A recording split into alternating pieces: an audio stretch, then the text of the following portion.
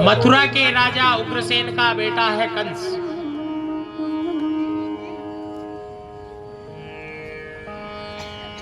और जब कंस स्वयं राजगद्दी पर बैठ गया, अपने पिता को जेल खाने में बंद कर दिया,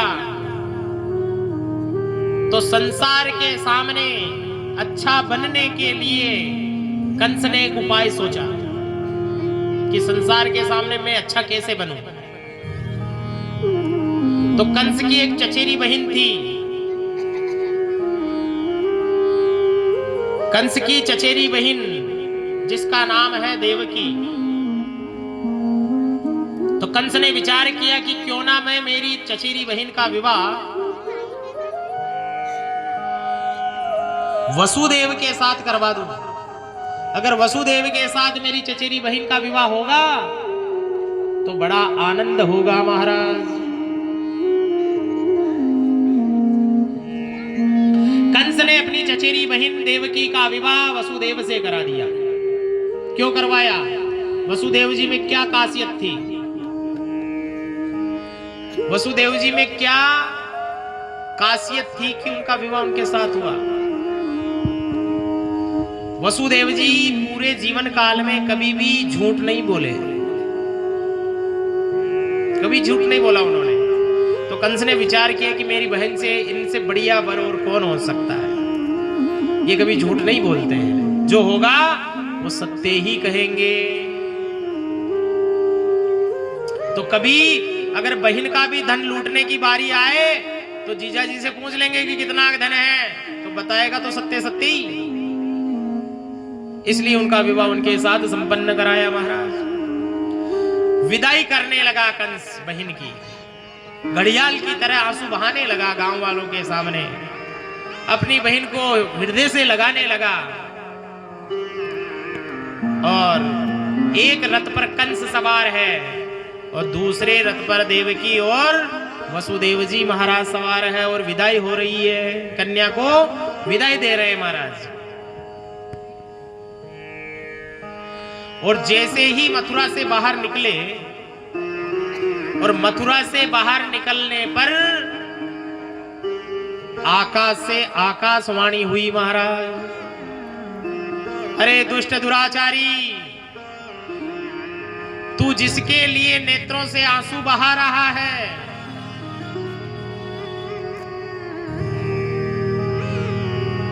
तू जिसके लिए नेत्रों से आंसू बहा रहा है, ये तेरी बहन है। और इसी तेरी बहन के ही तेरे काल का जन्म होगा। तेरे काल का जन्म तेरी बहन के ही होगा। फिर आकाशवाणी हुई कि देवकी के 8वां पुत्र तुम्हारा काल बनकर आएगा।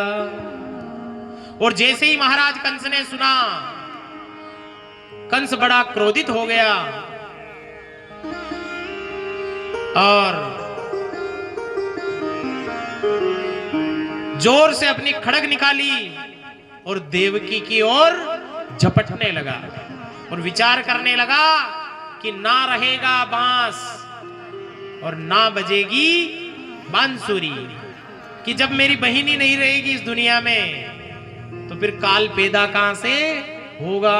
मैं इसी को ही खत्म कर देता हूं। और बहन को मारने के लिए दौड़ा महाराज। उतने में ही वसुदेव जी ने कंस का हाथ पकड़ लिया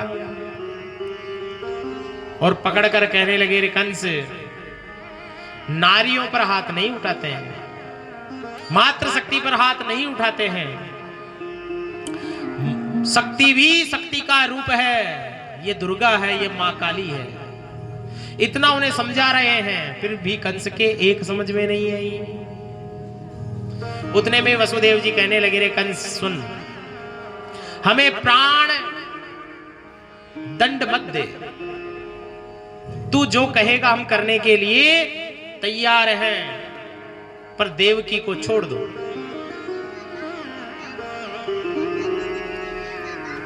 कंस, अगर तुम कहो तो हमारे जो जो संतानें होगी, सारे की सारी संतानें मैं आपको ला करके तुम्हारे चरणों में समर्पित कर दूंगा, पर हमें प्राण दंड मत दो। कंस ने कहा कि मेरी भी एक शर्त है।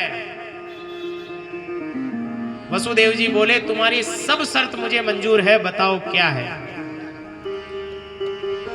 कि तुम्हें जीवन दान तो मैं दे दूंगा, पर मेरी शर्त यह है कि तुम दोनों को मेरे कारागृह में ही रहना पड़ेगा। तुम दोनों को मेरे कारागृह में ही रहना पड़ेगा जब तक 8 पुत्र आपके नहीं हो जाते। वसुदेव जी ने शर्त स्वीकार कर ली और दोनों को कारागृह में डाल दिया महाराज। कंस ने अपने बहन बहनोई को कारागृह में बंद कर दिया महाराज। वसुदेव जी देवकी गोविंद नाम का आश्रय लेते रहे, भगवान के नाम का आश्रय लेते रहे और समय के साथ समय बीतता गया महाराज।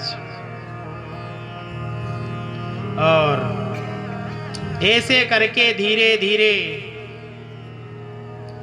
कंस ने देवकी और वसुदेव के 6 पुत्रों का नाश कर दिया महाराज, यानी 6 पुत्रों को मार डाला।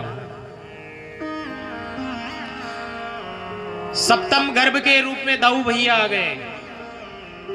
7वें गर्भ में भगवान दाऊ आ गए। दाऊ ही लक्ष्मण है महाराज, क्योंकि राम जी को जब वनवास हुआ तो लक्ष्मण जी ने पलक तक नहीं झपकाई 14 साल तक। सोना तो दूर की बात है, पलक भी उन्होंने झपकाई नहीं। राम जी रोज कहते रहे विश्राम पालो लक्ष्मण, विश्राम पालो। कि हाँ भैया, हाँ भैया, बस ऐसे ही कहते, पर सोते नहीं थे। मन में विचार आ गया कि ये छोटा और बड़ा होने का अभिप्राय तो मैं तुम्हें चंद्रवंश में दूंगा, कि मैं बड़ा बनूंगा और तुम छोटे बन जाना।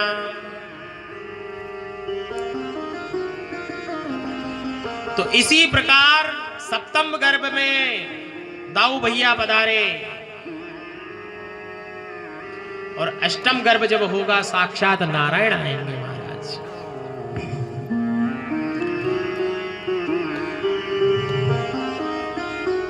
इसी प्रकार भगवान सुखदेव जी महाराज कह रहे परीक्षित, आज जो है कंस के कैद खाने में भी दिवाली होने वाली है। कंस के कारागृह में दिवाली होने वाली है। और दिवाली क्यों होने वाली है? क्योंकि आज मेरा कन्हैया आने वाला है। कन्हैया आने वाला है। तो कन्हैया आते हैं तो हमारे भक्त कहते हैं स्वागतम कृष्णा सुस्वागतम